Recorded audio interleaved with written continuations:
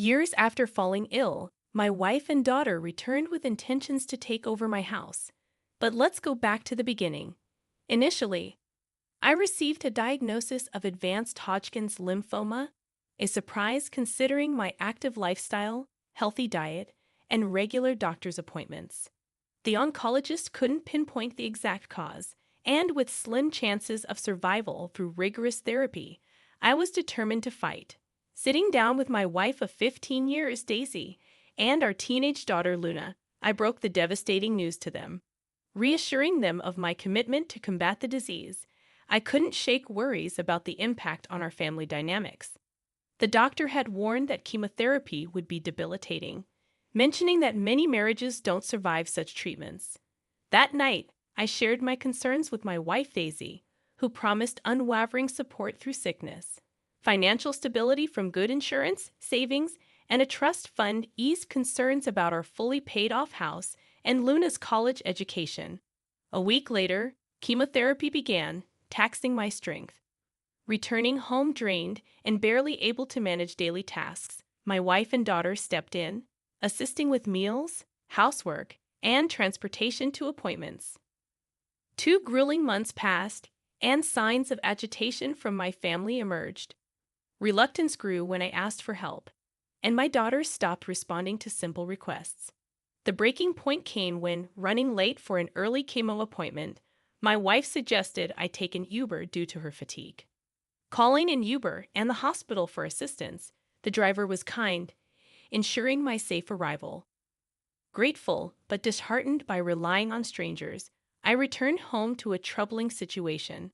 Confronting my wife and daughter about their behavior, I sensed a chilling demeanor. I asked if they considered me a burden, and with a heavy sigh, my wife admitted feeling overwhelmed. My daughter timidly confessed she hadn't expected me to be so needy during my illness. Realizing it was time to discuss potential solutions, we began a difficult conversation. I proposed the idea of hiring a nurse to assist me a few days a week with daily tasks and accompany me to chemotherapy sessions, anticipating the days when I would be too weak to manage on my own. To make things more convenient, I ordered a wheelchair. Thankfully, my wife and daughter agreed to this plan. Seeking recommendations from the hospital, they sent a nurse who struck a balance between sweetness and sternness. She ensured I never missed a chemo appointment, received medication on time, and crafted a comprehensive care plan, including healthy meals. Despite these efforts to ease their burden, my wife and daughter remained discontent. My wife felt threatened, thinking the nurse was replacing her. I suggested that if she took on the responsibilities of driving me to chemo, filling prescriptions, and ensuring I ate and took medication on time, we could part ways with the nurse. Reluctantly agreeing to this compromise, my wife insisted on finding a male nurse, but I explained there were none on the recommended list, and the current nurse had specific experience with cancer patients. I made it clear that the nurse would only be replaced if my wife and daughter were willing to shoulder her responsibilities. Unhappy with this proposal, my wife argued that I should do more for myself instead of making my condition everyone else's problem. I tried to reason with her, explaining the toll chemotherapy took on my body. In a fit of rage, she stormed upstairs, slamming doors. Choosing to ignore her tantrum, I focused on my recovery. That night, I received a call from my mother-in-law, expressing displeasure about bringing another woman into her daughter's house. Though the house was technically in my name, I explained the necessity of the nurse due to the level of assistance I required. I emphasized that the nurse's presence would be temporary, lasting only for the remaining month of chemotherapy, provided the cancer didn't persist or worsen. While she seemed unconvinced, she eventually left me alone. For about a week after that conversation, things seemed relatively normal as my treatment progressed smoothly. Then, on one fateful day, after returning from a chemotherapy session, a moving truck greeted me as I arrived home, my wife and daughter having packed up their belongings and informed me they were going to stay at their mother's place. Deeply hurt and upset, exhaustion held me back from expressing my feelings properly. The timing of my wife's departure, right after my chemo sessions when she knew I'd be utterly spent and unable to communicate effectively, felt cruel. Seeking clarity, I turned to my daughter and asked if this was truly what she wanted. Her response hit me hard. She said she would rather live with her mother because she found it too difficult to live with me. It was a painful moment watching them leave, tears welling up in my eyes. It was precisely what I had feared when my chemo journey began, feeling unwanted and abandoned. In the midst of my emotional turmoil, my brother stepped in with a solution. He noticed the nurse spending extra time with me that day and inquired if I had any family members nearby who could provide support. Though my brother lived 3 hours away and had 2 young children of his own, he generously offered to take time off from work to stay with me until I could find a more permanent arrangement. Upon his arrival, he was furious about what my wife had done, referring to her as selfish and ungrateful. He pointed out that she had never had to work since our marriage, and I had always ensured she lacked nothing. His time off from work was limited, but he had another suggestion. His wife's sister, Kara, was going through a painful divorce and needed a safe place to stay temporarily. Her soon-to-be ex-husband had been the breadwinner, leaving her with limited financial resources. Kara was also studying radiology at a nearby university on scholarship, and my home was conveniently closer to the university campus, making it an ideal solution. Agreeing to the arrangement, I assured my brother that Kara wouldn't have to pay rent since she'd already be putting up with me.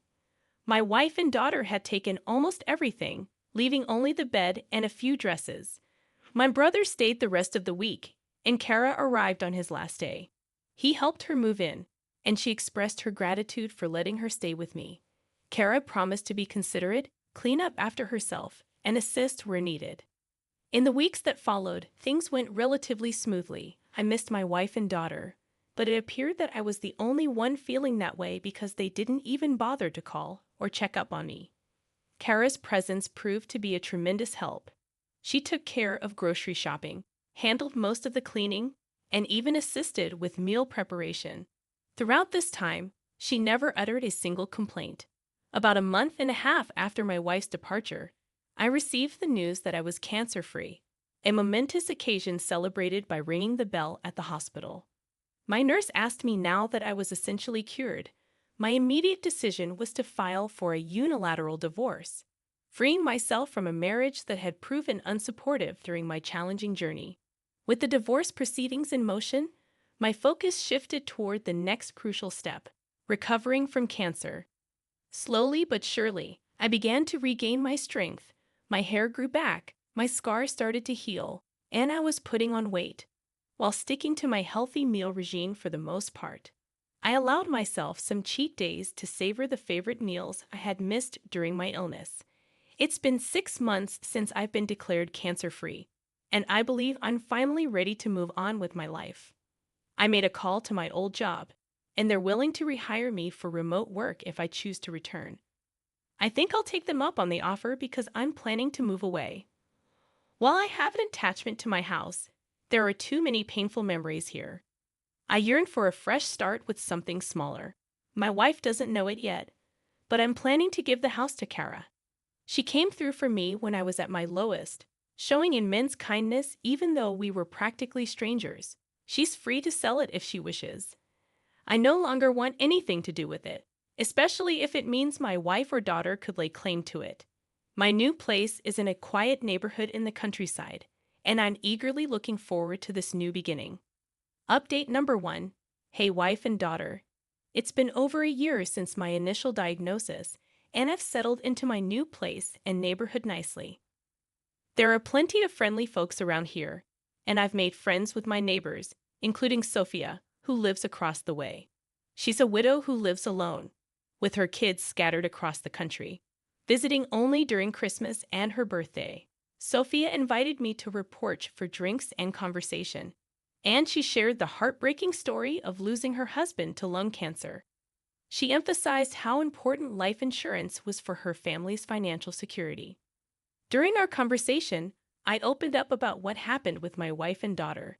Surprisingly, I still hadn't heard a word from them, but I've come to terms with it. I've been spending my time pursuing new hobbies, particularly woodworking, and I'm starting to build up a collection of tools. One day, when I returned from the hardware store, Sophia informed me that she had noticed some people hanging around my house. Fortunately, they didn't do anything harmful or steal anything, but they did approach the door, knock a few times, wander around the house, and eventually waited in their car. Sophia considered calling the sheriff's office, but decided against it, thinking they might be family. I asked her to describe them, and her description matched my wife and daughter. I couldn't fathom how they had found my new residence, as only my brother and his wife knew my current address. It left me wondering why they were looking for me after leaving almost a year ago without looking back. Sophia assured me that if they returned, I shouldn't come out, and she would handle the situation. Frankly, I had no desire to interact with them after they abandoned me. During my lowest point, later that night, I called my brother, who informed me that my wife and daughter had been harassing Kara and her roommate at my old house. Fortunately, Kara had documented proof that the house was now in her name, and she had explained that she had bought it for me, a smart move on her part. I felt bad that Kara had to go through this ordeal because of my family, so I called her directly to apologize. Hopefully, the next time they come around, I can resolve the situation for good. As for my wife, I'm not sure if she's aware of the unilateral divorce. My lawyer sent a copy to her mother's house, but it's possible they mistook it for junk mail. Regardless, I've reached a point where I no longer care. She and I are no more. Update number 2. My wife and daughter showed up at the house again, but this time it was earlier in the day while I was working. I heard the knock and decided to check the security cameras, and sure enough, it was them. My ex-wife looked just as I remembered her, but Luna had grown significantly. She was practically a young woman now. I followed the plans Sophia and I had discussed, staying inside but moving closer to the door to hear them better. Sophia, ever the good neighbor, came over to greet them and introduced herself. My wife asked if she knew a man named Charlie who used to live there. Sophia sounded just as baffled as I was and questioned her use of used to. My wife explained that her husband, not ex-husband, had lived in this house before his recent untimely death following an extended hospital stay. My jaw hit the floor at this revelation because, to my knowledge, there was no record of my death anywhere, especially not at the hospital where I underwent treatment. My wife went on to claim that they were the next of kin, implying that the home was rightfully theirs. Sophia informed them that someone named Charlie did live there for a while, but clarified that he was a divorcee. She also shared that during our time as neighbors, I had informed her that my wife had left me, and I had filed for a unilateral divorce. Sophia added that, as far as she knew, I intended to bequeath all my assets to charity, since I had no other family besides my brother. This was why she found it strange to see 2 women snooping around my house. The conversation fell into an uncomfortable silence before Sophia inquired if they had a death certificate or a will. They replied in the negative. Sophia explained that once they had those documents, they could take them to the county's record office. If they were indeed the rightful owners of the property, they could then get the deed in their name. My wife did not take kindly to this suggestion. She asked Sophia who she thought she was and started screaming, asserting that Sophia had no authority to interfere in her affairs. She also accused Sophia of being nosy and demanded that she mind her own business. Feeling a deep sense of embarrassment, the people in this neighborhood had been nothing but kind to me, and here my ex-wife was making a scene and disturbing their peace. Part of me wanted to go out there and give her a piece of my mind, but I chose to stick with our plan.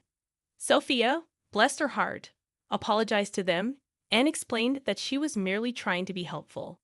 She returned to her own home, and shortly after, my ex-wife and daughter left. After finishing work, I went over to Sophia's place to apologize. She brushed it off, mentioning that while she found my wife's behavior repulsive, she also found the outbursts somewhat amusing. I wished I could agree with her, but I knew my wife could be hot-tempered when upset. If she ever returns, I am determined to confront her and ask her to leave me in peace. She came back again yesterday.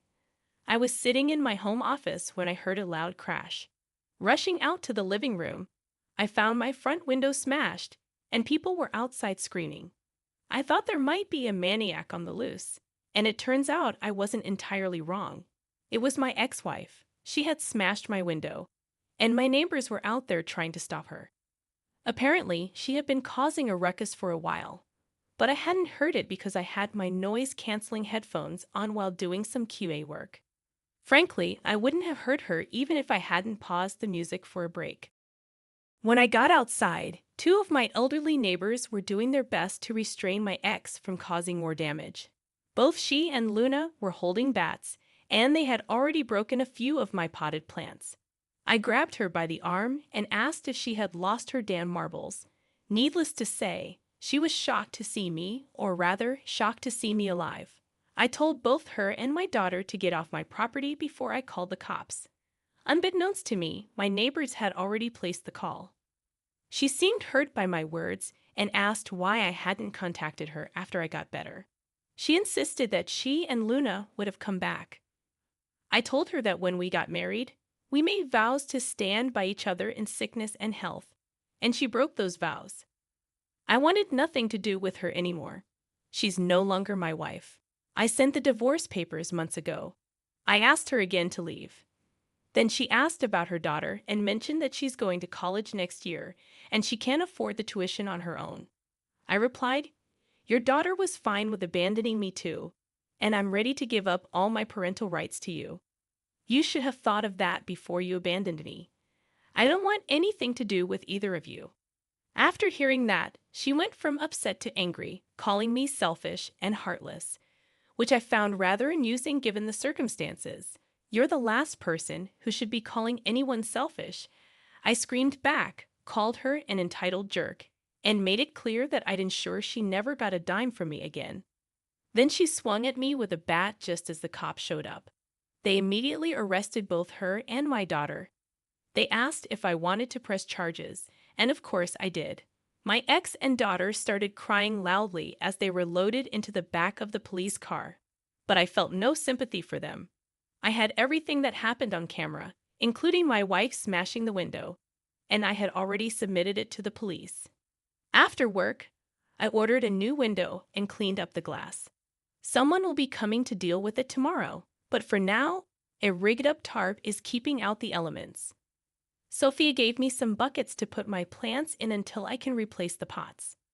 Curious about what had brought my ex-wife back, I did some digging. It turns out her mom passed away 2 months ago, and they found out that the house they had been staying in didn't belong to her or her husband. It belonged to his cousin.